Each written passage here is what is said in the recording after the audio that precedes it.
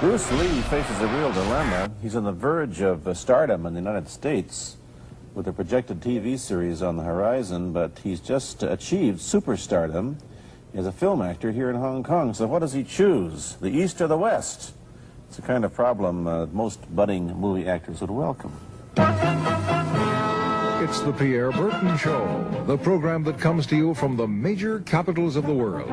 This edition comes to you from Hong Kong. And Pierre's guest is the man who taught karate, judo, and Chinese boxing to James Garner, Steve McQueen, Lee Marvin, and James Coburn. The newest Mandarin superstar, known in the West for his appearances in Batman, The Green Hornet, Ironside, and Longstreet. His name is Bruce Lee, and he doesn't even speak Mandarin. And here's Pierre. Well, how can you play in Mandarin movies if you don't even speak Mandarin? How do you do that? Well, first of all, I speak only Cantonese. Yeah. So, I mean, there is quite a difference as far as pronunciation and things like that go. So somebody else's voice is used, right? Definitely, definitely. You just make the words. Doesn't that sound strange when you go to the movies, especially in Hong Kong, in your own town, and you see yourself with somebody else's voice? Well, not really, you see, because most of the Mandarin pictures done here are dubbed anyway. They're dubbed anyway? Anyway. I mean, disregard. I mean, they shoot without sound. So it doesn't, you know, make any difference. Your lips never quite make the right words, do they? Yeah, well, that's where the difficulty lies, you see. I mean, in order to, because the Cantonese have a different way of saying things, you know, I mean, different from the Mandarin. Yeah. So I have to find, like, something similar to that and keep a kind of a feeling going behind that. Something that matching the Mandarin deal. Like the old silent days. Complicated? Like the old silent days. But I gather in the movies made here, the dialogue is pretty stilted anyway. Yeah, I agree with you. I mean, see, to me, a motion picture is motion. Yeah. I mean, you got to keep the dialogue down to the minimum. Did you look at many Mandarin movies before you started playing in the first one? Yes. What did you think of them when you saw them? Quality-wise, I mean, I have to admit that it's not quite up to the standard. However, it is growing, and it is getting higher and higher and going toward that standard, that what I would term quality. They say the secret of your success in that movie, The Big Boss, which was such a success here and rocketed you to stardom in Asia, was that you did your own fighting. As an expert in the various martial arts in China, what did you think of the fighting that you saw in the movies that you studied before you became a star? Well, I mean, definitely in the beginning I had no intention or whatsoever that what I was practicing and what I'm still practicing now would lead to this to begin with. But martial art has a very, very deep meaning as far as my life is concerned, because as an actor, as a martial artist, as a human being, all these I have learned from martial art. Maybe for our audience who doesn't know what it means, you might explain exactly what you mean by martial art. Right. Martial art include all the combative arts like karate or karate, judo, Chinese kung fu or Chinese boxing, whatever you call it.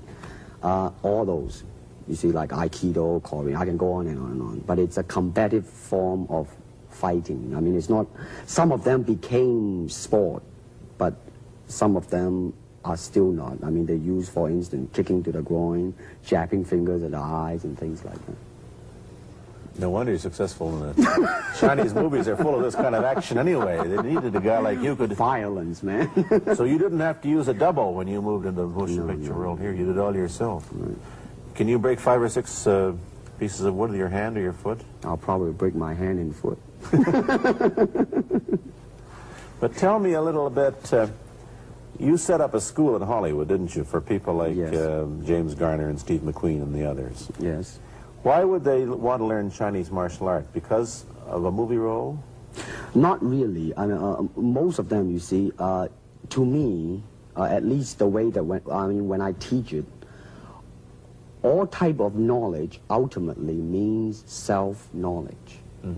So therefore, they're coming in to, and ask me to teach them not so much of how to defend themselves or how to do somebody in, Rather, they want to learn to express themselves through some movement, be it anger, be it determination, or whatsoever. So in other words, what I'm saying, therefore, is that he is paying me to show him in combative form the art of expressing the human body. Which is acting, in a sense, isn't it? Well... Or it would be a useful tool for an actor to have. It's... I mean, it might sound too philosophical, but it's acting, or acting, unacting, if you... You've lost me. I have, right? So what I'm saying, actually, you see, I mean, it's a combination of both. I mean, here it is the natural instinct, and here is control. You are to combine the two in harmony. Not, if you have one to the extreme, you will be very unscientific. If you have another to the extreme, you become all of a sudden a mechanical man, no longer a human being. So it is a successful combination of both. So therefore, it is not only, I mean, so therefore it's not pure naturalness or unnaturalness. The ideal is unnatural naturalness or natural unnaturalness. Yin yang, eh? Right, man, that's it. Yeah, one of your students, James Coburn, played in a movie called Iron Man Flint, in which he used karate. Is that what he learned from you? He learned it after. Oh, he went... Oh, yeah. After he played in Iron Man Right, Flint. right.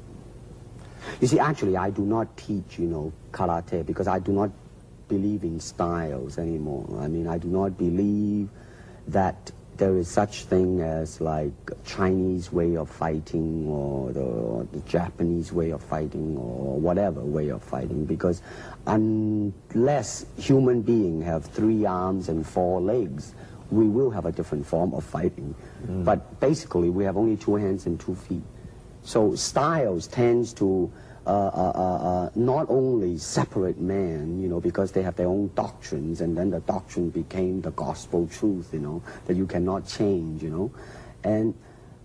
But if you do not have styles, if you just say, well, here I am, as a human being, how can I express myself totally and completely? Now, that way, you won't create a style, because style is a crystallization, and I mean, that way, it's a process of continuing growth.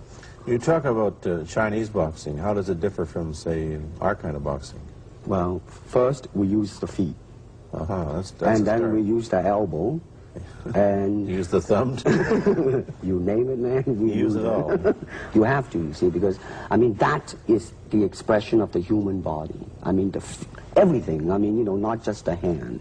And when you're talking about combat, well, I mean, if it is a sport, now you're talking about something else. You have regulations, you have rules. But when you're talking about fighting as it is, with no rules, real fighting, well, then, baby, you better train every part of your body. And when you do punch, now I'm leaning forward a little bit, hoping not to hurt any camera angle. I mean, you got to put the whole hip into it and snap it and get all your energy in there and make this into a weapon. I don't want to tangle you in any dark that right now. You came at me pretty fast there. What is the difference between Chinese boxing and what we see these young men doing at 8 o'clock every morning on the rooftops in the parks called shadow boxing, which they're always... Well, actually, you see, that is part of Chinese boxing. Yes. There are so many schools. Everybody here seems to be, going like this all the time. Well, that's good. I'm very glad. I'm very glad to see that, because at least somebody is caring for their own body, right? Yeah. I mean, that's a good sign. Well, it's a kind of a slow form of exercise, which is called Tai Chi Chuan. I'm speaking Mandarin just now. Yeah. Cantonese, Tai Chi Chuan, okay? I see. And it's more of an exercise for the elderly, not so much for the Give me a demonstration. Show me. Can you do a little bit of it? Just so hand-wise, it's very slow. Oh, is it? And you push it out, but all the time you are keeping the continuity going. Bending, stretching, everything, you just keep it moving. It's like a belly dancer there. Yeah, it is. I mean, to them, you see, the idea is running water never grows stale. So you got to just keep on flowing. Of all your students, famous, James Garner, Steve McQueen, Lee Marvin, James Coburn, Roman Polanski, which was the best, who adapted best to this Oriental form of exercise and defense? Well, depending, okay? Now, as a fighter, Steve McQueen, now, he is good in that department because that son of a gun got the toughness in him. Yeah, I mean, see it on the screen. I mean, he would say, all right, baby, here I am, man. Mm-hmm. You know, and he'll do it. Yeah. Now, James Coburn is a peace-loving man. I met him. Right? I mean, Yeah. you've met him. I mean, he's really, really nice. I mean, Yeah. super mellow and all that. Yeah, I mean, he you is. know, I mean, now, he appreciates the philosophical part of it. Therefore, his understanding of it is deeper than Steve. So it's really hard to say. You see what I'm saying Yeah. now? I see. I mean, it's different. So that's, I mean, depending on what you see in it. Interesting. We don't, in our world, and haven't since the days of the Greeks who did, combine philosophy and art with sport. But quite clearly, the Oriental attitude is that the three are facets of the same things. Man, listen, you see, really, to me, okay, to me, ultimately, martial art means honestly expressing yourself. Now, it is very difficult to do. I mean, it is easy for me to put on a show and be cocky, Yeah. and be flooded with a cocky feeling and then feel like pretty cool and all that. Or I can make all kinds of phony things, you see what I mean, blinded by it. Or I can show you some really fancy movement. But to express oneself honestly, not lying to oneself, and to express myself honestly, now that, my friend, is very hard to do. And you have to train. You have to keep your reflexes so that when you want it, it's there. When you want to move, you're moving. And when you move, you are determined to move. Not taking 1 inch, not anything less than that. If I want to punch, I'm going to do it, man, and I'm going to do it, you see. So, I mean, so that is the type of thing you have to train yourself into it, to become one with the, you think? Yeah, this is very un-Western, this attitude. I want to ask you about your movie and TV career, but first we'll take a break. Then I'll be back with Bruce Lee. I've been talking to Bruce Lee mainly about the Chinese martial arts, which include things like Chinese boxing, karate, and judo, which is what he taught when he was in Hollywood. After he left the University of Washington, where he studied, of all things, philosophy, if you can believe that. He did, but that, perhaps you understand why the two go together from the first half of this program. And you can perhaps understand how he got into films. He knew a lot of actors, but I'm told that you got the job on the Green Hornet, where you played Cato the chauffeur, mainly because you're the only Chinese-looking guy who could pronounce the name of the leading character, Britt Reed. I meant that as a joke, of course. And it's a heck of a name, man. Yeah. I mean, every time I said it at that time, I was super conscious. I mean, really now, that's another interesting thing, huh? Let's say if you learn to speak Chinese. Yeah. And it's very, I mean, it's not difficult to learn and speak the word. The hard thing, the difficult thing, it's behind what is the meaning, what brought on the expression and feelings behind those words. Like when I first arrived in the United States, and I look at a Caucasian, and I really would not know whether he was putting me on, or is he really angry, because we have different way of reacting to it. See, those are the difficult things, you see. It's almost as if you came upon a strange race where a smile didn't mean what it does to us. In fact, a smile doesn't always mean the same, does it? Of course not. Yeah, I just thought of that. Tell me about the big break when you played in Longstreet. I must tell the audience that that's it. Bruce Lee had a bit part, or a supporting role in the Longstreet series, and this had an enormous effect on the audience. What was it? Well, you see, the title of that particular episode of Longstreet is called The Way of the Intercepting Fist. Now, I think the successful ingredient in it was because I was being Bruce Lee. Yourself. Myself, right. And did that part, just express myself, like I say, honestly express myself at that time. And I because of that, I brought, you know, favorable mentioning in like New York Times, which says like the Chinaman who incidentally came off quite convincingly enough to earn himself a television series, and so on and so on and so forth. And can you remember the lines by Sterling Siliphant, the key lines? He's one of my students, you know that? Was he too? Yes. Everybody was your student. But you read, there were some lines that expressed your philosophy. I don't know if you remember them or not. Oh, I remember that. I Let's said, hear. this is what it is, okay? You're talking to Longstreet, played by James Francesca. I said, empty your mind. Be formless, shapeless, like water. Now you put water into a cup, it becomes the cup. You put water into a bottle, it becomes the bottle. You put it in a teapot, it becomes the teapot. Now water can flow, or it can crash. Be water, my friend. Like that, you see? Oh, I see. I get the idea. I get the power behind it. So, now, two things have happened. First, there's a pretty good chance that you'll get a TV series in the States called The Warriors, in which you use, what, the martial arts in a Western setting? That was the original idea. Now, Paramount, you know, I did Longstreet for Paramount, and Paramount wants me to be in a television series. On the other hand, Warner Brother wants me to be in another one, but both of them, I think, they want me to be in a modernized type of a thing. And they think that Western idea is out. Whereas you want to do the Western, eh? I want, because you see, I mean, how else can you justify all these punching and kicking and violence except in that period of the West? I mean, in nowadays, I mean, you don't go around on the street kicking people or punching people. Because if you do,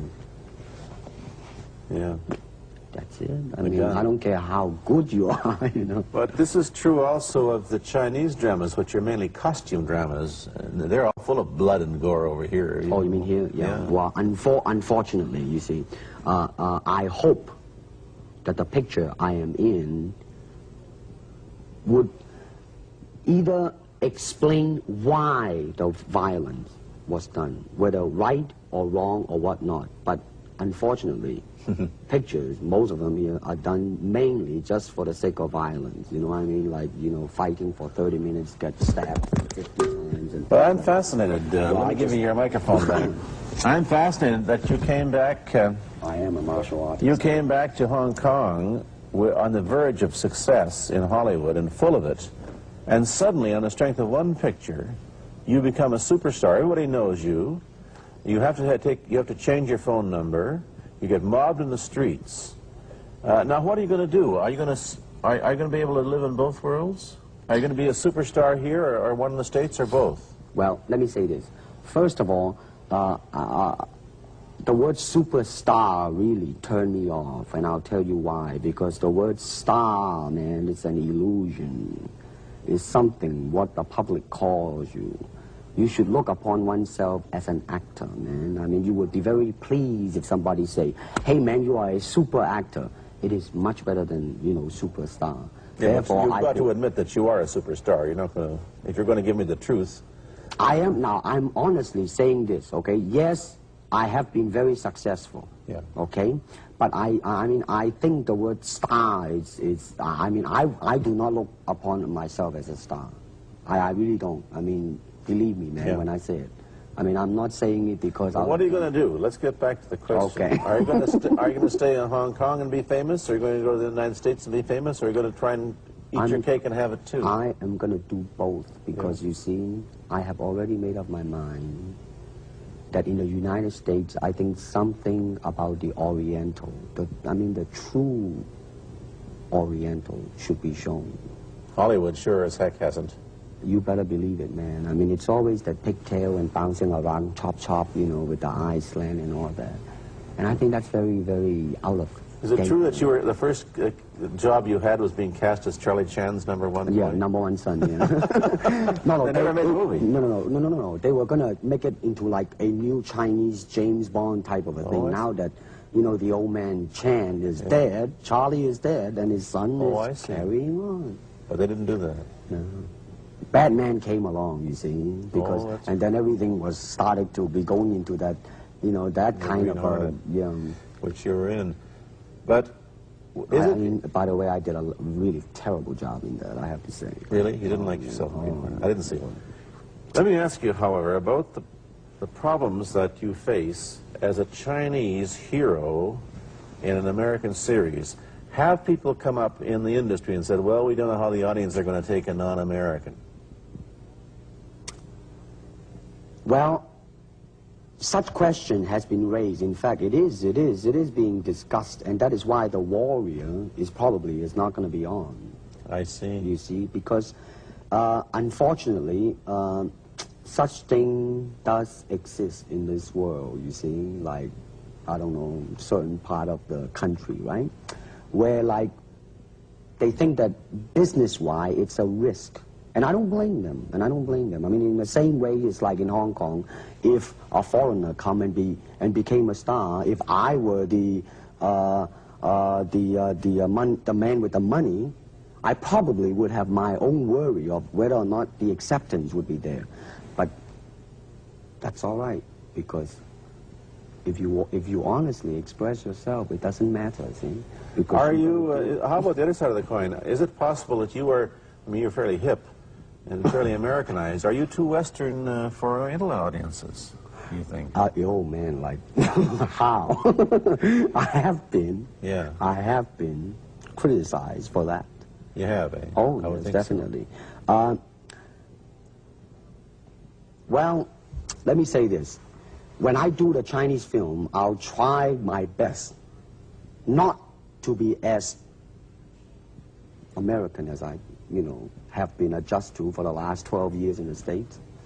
But when I go back to the States, it seems to be the other way around. You know what I mean? You're too exotic, eh? Yeah, man. I mean, they're trying to get me to do too many things that are really for the sake of being exotic. You understand what I'm trying to say? Oh, sure. So it's really, I mean, it's when you live in both worlds, it brings us problems as well as advantages, and you've got both. Time to go to a commercial. I'll be back in a moment with Bruce Lee. Let me ask you whether the change in attitude on the part of the Nixon administration towards China has helped your chances of starring in an American TV series. Well, first of all, this happened before that. Yeah. But I do think that things of Chinese will be quite interesting for the next few years. I mean, not that I'm politically, inclining toward anything. No, I understand that. I'm just wondering. But I mean, once the opening of China, I mean, that it will bring more understanding. Yeah. More things that are, hey, like different, and maybe in the contrast of comparison, some new thing might grow. So therefore, I mean, it's a very rich period to be in. I mean, like, if I were born, let's say, 40 years ago, yeah. If I have a thought in my mind, I said, boy, I'm going to star in a movie or star in a television series in America. Well, that might be a vague dream, but I think right now, maybe. You still think of yourself Chinese, or do you ever think of yourself as North American? You know what I want to think of myself? As a human being. Because, I mean, I don't want to sound like, as Confucius say, but under the sky, under the heaven, man, there is but one family. It just so happened, man, that people are different. Okay, we got to go. Thank you, Bruce.